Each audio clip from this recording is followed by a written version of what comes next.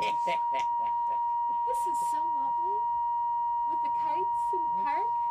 New York. One track mind. Okay. I wanted to finish up on what happened when the Union came in 42 and after. And you mentioned a guy named Robert Hill. Yeah, he was one of the head men in that there, and he helped straighten it out. He was one of the, let's see, he was an officer. What did he do? How did he straighten out those overseers? What he done, he would go different places, talk to overseers and things, and tell them what they had to do and what they didn't do, and so he kept them straightened out. I mean, he got them to where they go around like people and talk to them like a human. That's it. See, they'd just do anything to you and say anything, but he'd take them in the office and talk to them. And he got pretty rough with them. Some of them said, "You ain't coming back to my office." He said, "I'll come back to your office, I'll get you straightened out." He'd go back too. He was a determined feller and a stubborn feller. But he was a good officer. Mm-hmm. Okay, now That's go great. back to the... Okay. So you went in and worked as a spinner.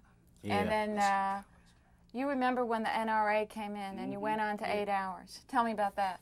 Well, they went on, we was making, they went to giving us 40 cents an hour. NRA went in, President Roosevelt took over.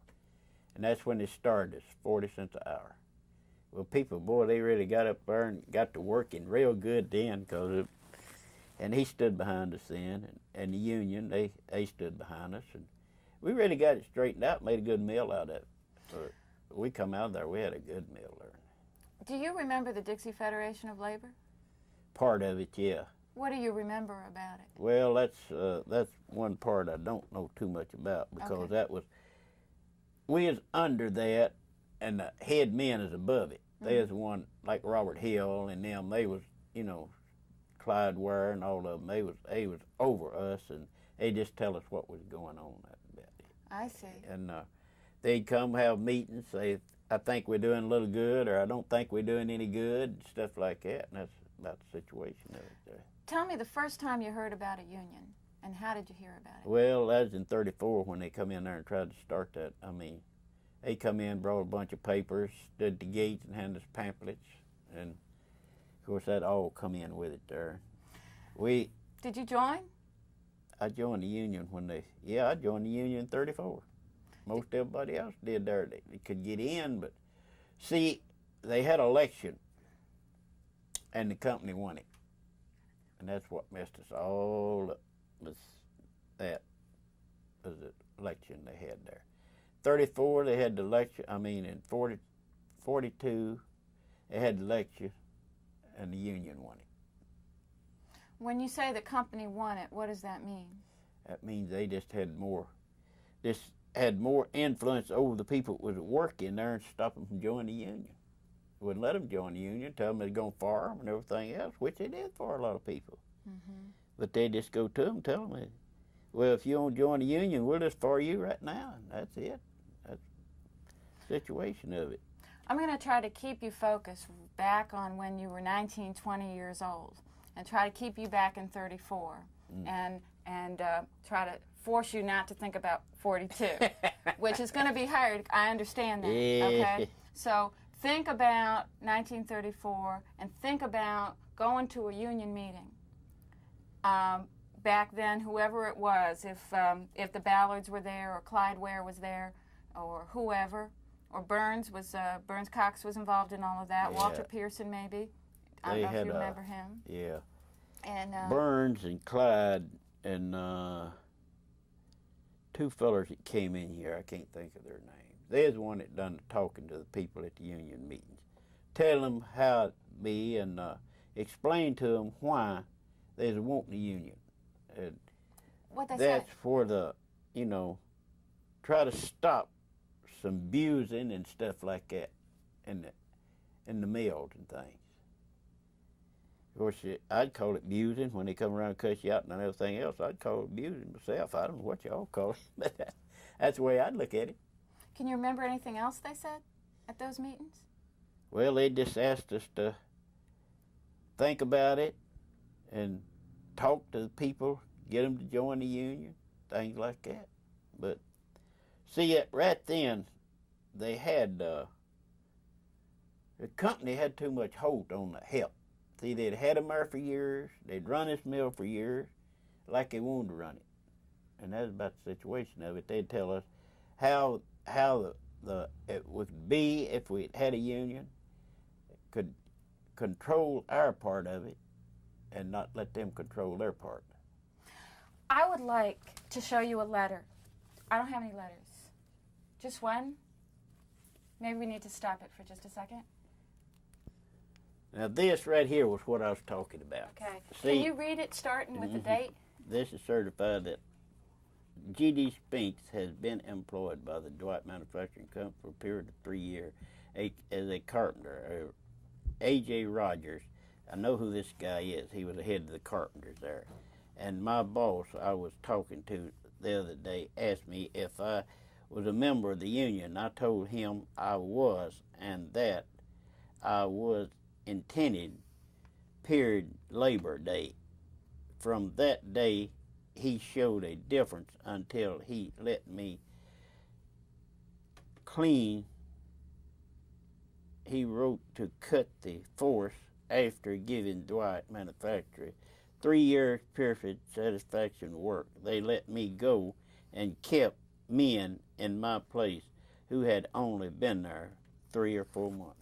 That's the situation of the thing. That's what I was telling you about. If they didn't like you, they fired you. And they'd put somebody in the place. They had to go get their brother or uncle or somebody. They'd take them, put them in your place, let you go. It didn't matter how long you've been there. This letter says something about a parade on Labor Day. Do you remember anything about that? Yeah, we had a parade. Marched right down Broad Street here. Were you in it? Yeah. We started down yonder at where the city hall is now. Came back, marched to Alabama City. How did it feel to be in the parade? Oh, it was nice. We had one more time. See, we had a lot of young people in that is the hardest learners.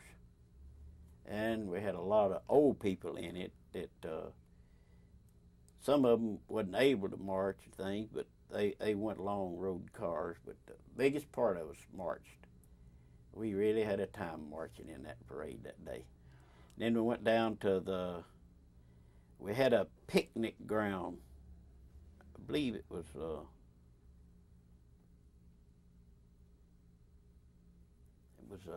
no, we went down in this park down here and had a picnic there that day.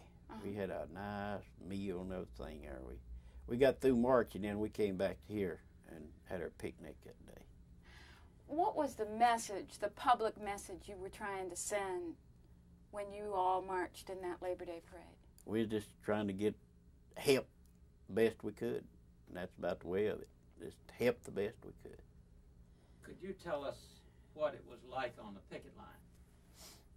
Well, they didn't nobody bother you on the picket line. You're just out there on your own. Nobody didn't bother you. There wasn't nobody out there saying anything to you, anything on the picket line. You're just out there on your own. Just like I said, if you want to sit there all night, you could. And we had several bunches. Some came down from Gunnersville, some from Huntsville, sat on the picket line with us. And I believe we had one bunch from Talladega. That was a rough place, Talladega was. When you said they didn't bother you, who didn't bother you? Nobody didn't bother us. The company men or nobody didn't come out and say anything to us. All during that time? Yeah, there's lots of times in a strike like that, these company men would come out and jump on you. But they didn't say a word to us. They just let us have our picket, and that is it. Sometimes the bosses would come out by and speak to you, and sometimes they just look like they could bite your head off, and that's about the situation of it. Did the mill close down completely? Oh, yeah, they closed it down. They didn't lock the gate. That's one thing they couldn't do is lock the gate. They locked it up there one time, a little strike up there, but about 30 minutes they had it open back up, too, because they called International. And they told them to open that gate and keep it open. Of course, now, I'm sorry. There was a watchman there thought he had to lock it. So they found out he didn't have to lock it. Who was on the picket line? Old people, young people, Yeah, men, women? Everybody was on picket line. Let's see. At that time, there was 2,500 hands are working there. And everybody's on picket line. We had 3 gates. Everybody's on picket line. We stayed all day and all night. I stayed there day and night to 3 different times. Just didn't have nothing else to do. What'd you talk about? Did you sing? Oh, we just a little bit of everything. Go somewhere and get us a bottle of homebrew or something, drink a little homebrew while we was there. Yeah, we had 2 or 3 fellers there that knowed what it sold, homebrew. A little bit of huckleberry wine. We get a little bit of that stuff. We had a good time out there. It just darn picnics what it was. It was real nice. I enjoyed it myself. But at the same time, you were out for 74 days. Mm-hmm. How did your families eat? Well, the union fed us. They gave us food. See, the International fixed it where we could have food. We got food once a week. We'd go there and they'd have canned stuff and meal and flour. Where would you go? They had a building fixed for it. Where was the building? It's up on Tuscaloosa Avenue in Alabama City. They had a big old tin building up there. So we go up there and the union representatives would issue us so much food. I'm going to ask you a question about when this happened. Was that in 42? Yeah. Or was that in 34? 34. Was it? Yeah. And another time we had a wildcat strike there, they called it. I don't know. They furnished us food then, too. But they give us enough to live on. And I worked 1 day a week with the city. Paid my water bill. And my uncle and aunt helped me out some rent. Of course, the rent wasn't $3 a month. So it was. Water bill 75 cents. And Do you have an... Now, we have heard that during that strike, some people got evicted. yeah, they did. Could you tell us about that? Well, they just the landlord just moved them out. That was it. They just said, well, you can't pay. We'll just have to get somebody else to put in place that will pay. Or you get a steel plant hand, or maybe some kind of social worker or something or other, get them in there and give them that and make them move out. And they'd have to go to the country or somewhere else to get them a job or get a place to go where they could get something to eat. There's a lot of people got evicted there in their houses and things and sent out of there. And the water bills, they'd cut them off. Light bills, if they had, of course, most of them had lamps. We didn't get any lights there in 1937. We got lights in the village and in the homes there. We didn't live it then. We lived up on the hill there in a big old 4-room house, which we used lamps. And we did have city water. And I worked the wood yard over here 1 day a week, paid that water bill. What about toilet facilities? Well, we had outside pit toilets. Yeah, when we moved in the village, that's all we had, pit toilets. 1937, they put water toilets in the house. Could you tell us about how the company kept people straight in the village?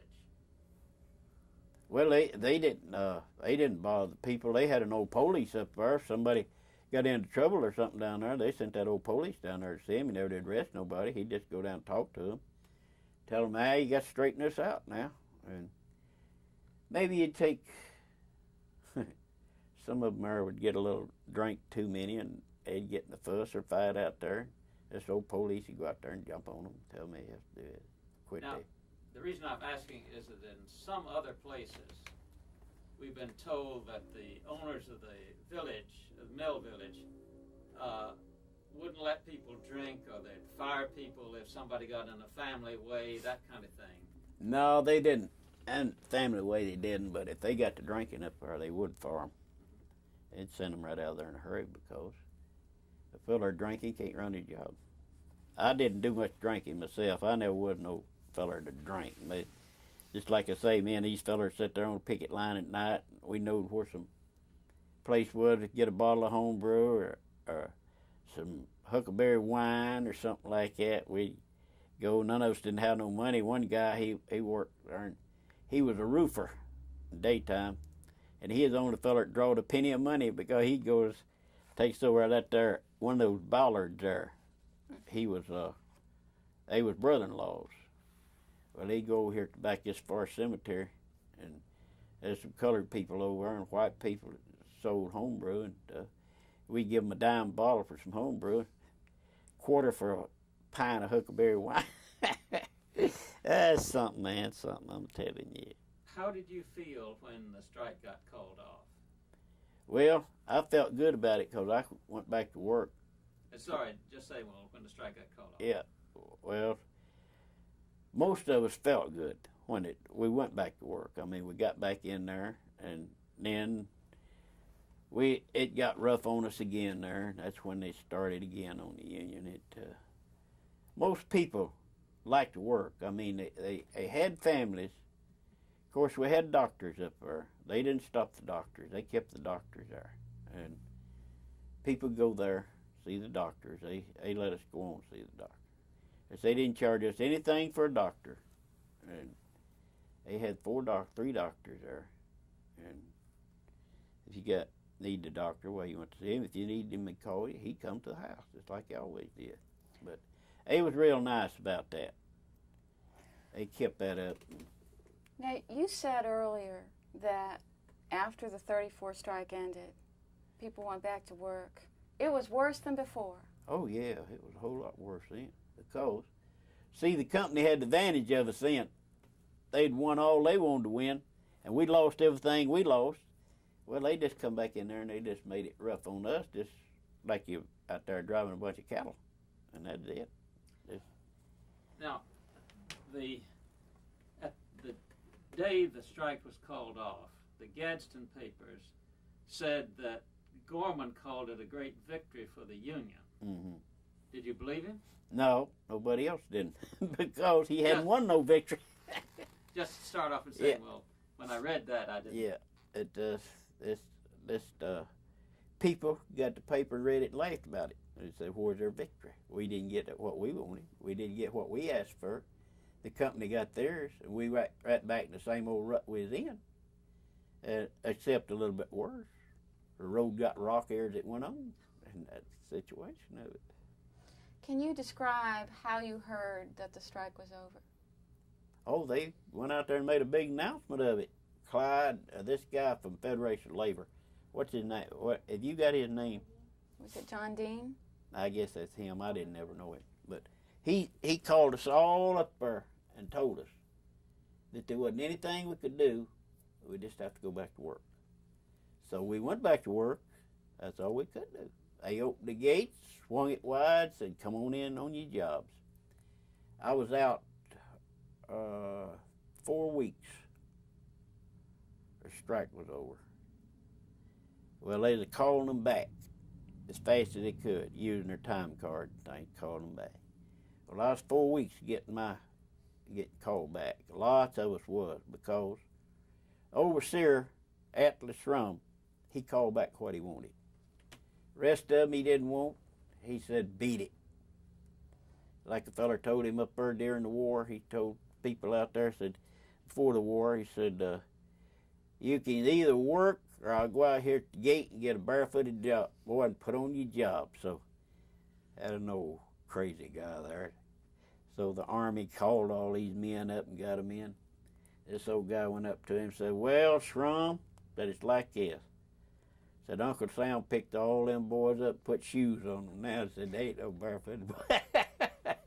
Really tickled you. That's what happened to them. But that's the tale they tell you. They had a barefooted boy out there waiting. This old guy told us he ain't got no barefooted boy. When you heard the strike was over, you went back and what did you do? How did you you tried to get your job back? Yeah, well, what it was, he was calling them back. And he picked so many names a day to call back. And, how would you know if he called you? He called you at home. On the telephone? Yeah, he'd call you. Or send you word, send somebody up after you. They had people that they was sending around to the people that they called back. And there's about 6 or 7 of us, about 4 weeks of getting back, because, see, they're going by their time cards, and He's checking out what he wanted. I never had any trouble with them after they got the union there. I worked at Strum. Me and him worked like a top together because he would if he liked you, he liked you. If he didn't like you, he didn't like you. That's the way the situation was. And I reckon he always liked me pretty good. I always run my job. Okay, now let's try that. The story we get from the papers here is that when the strike was called off on Friday night, Saturday, you people had this big meeting, and you voted that you weren't going to go back in. Mm. And No, then, we then didn't. We didn't vote. We didn't vote. We wouldn't go back in. Yeah. They just told us that we'd have to go back in. Said that's it. Union said it's over with us. We can't do any more.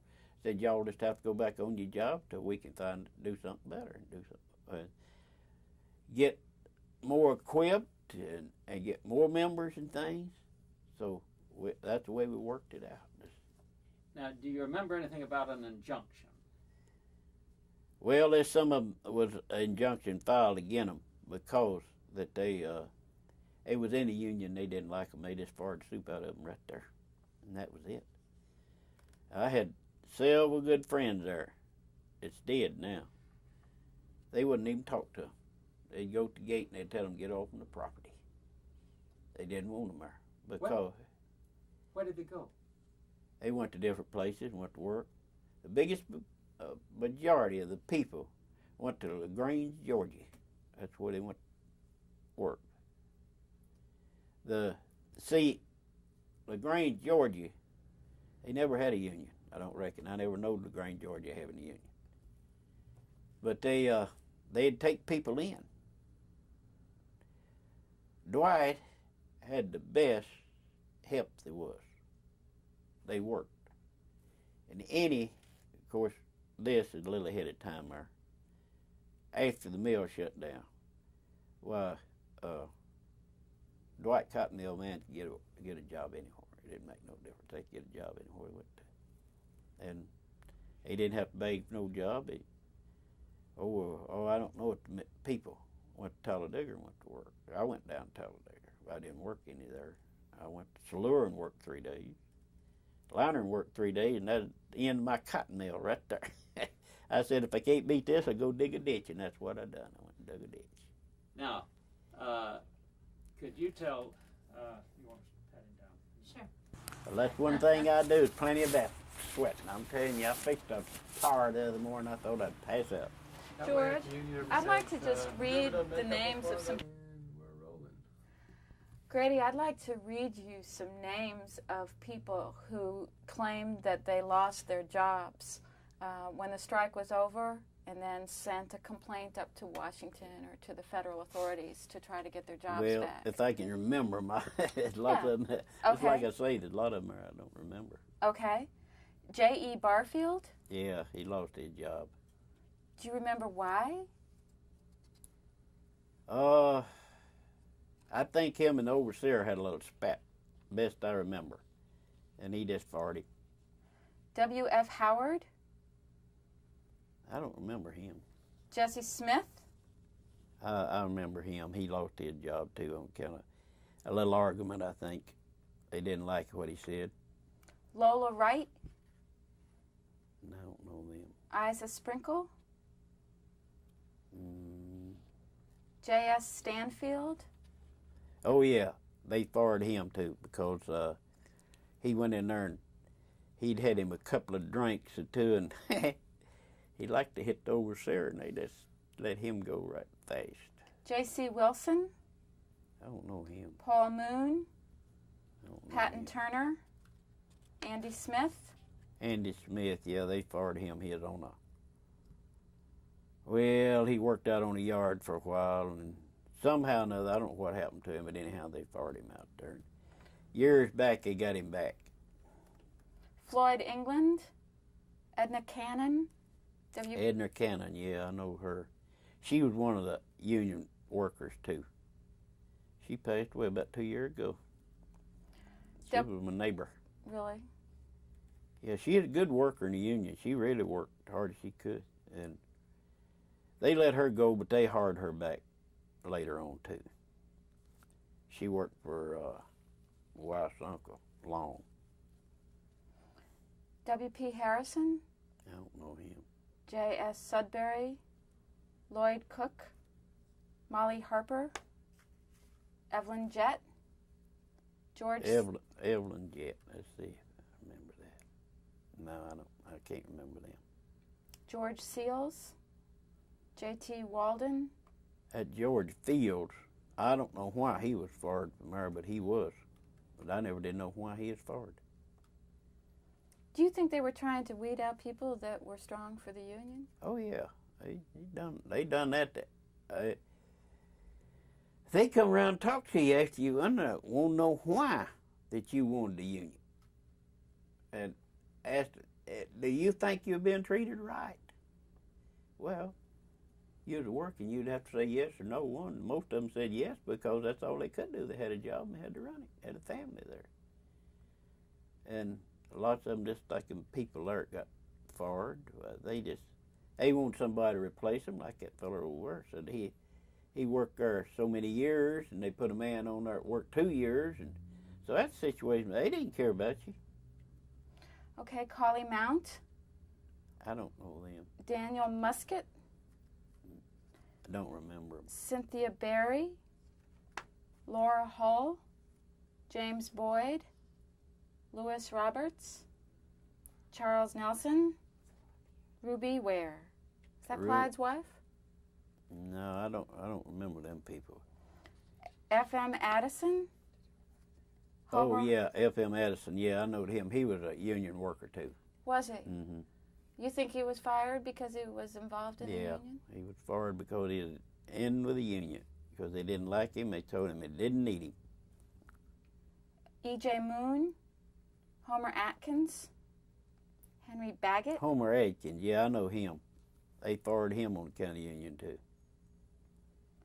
But I don't know what for. Okay. See, a lot of them people, most people that I worked with, was in the spinning room. A lot of other people I didn't know too much about. Weed shop, card room, places like that. I didn't know too much about. Right. It's a big mill. Yeah. Yeah. Okay, now, Jamie. Thanks. In a few minutes, I want to get a cutaway to her reading affiliations. Yeah, they won't know why I wanted union. Well, I just plainly told them. Okay, start saying when I went back in. Yeah. Went back in, they called me back in, put me on a job. Of course, there's more job than I could run, but I done the best I could do with it. And I told them I had to work.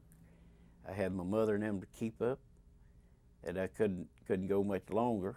And so he let me go back to work, and he kept me, and I never was fired, laid off, or nothing since then. I stayed right on in there. Everything come up, I was right in with it. But I was shop steered for a while after, they got the union, got it straightened out there. When you went back... But go back again. Just say, when I went back in, they asked me why I wanted the union.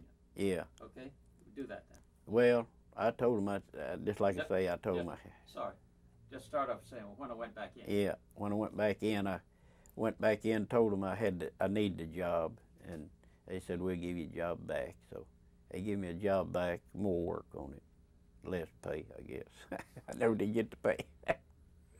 So that's the situation of the thing. That's about all I can tell you about it. But no, you said that they asked you about why you wanted to be in the union. So tell us about that. Well, I told them I thought the union would be good for the place, and of course they didn't agree with me.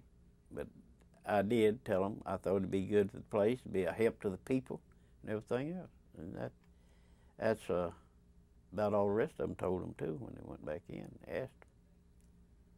There was any attempt to make you to sign something, say you wouldn't have joined the union? No, they never did ask us to do that. They just come and asked us why we wanted the union. That is it. They didn't ask us to sign nothing. They got a little company union up there, and they'd asked us to come up to the meeting. Well, they'd asked us why we wanted a union in the mill, if we wasn't treated right, and things like that. Of course, they had a big crowd went up there to the meeting, And it was strictly company, though, because company men was running it. And we went up and had these meetings, and they'd tell us. So finally, about the last meeting we had with them, we just told them we wasn't satisfied with their meeting then. No, we just continued their meetings up there and let it go at that.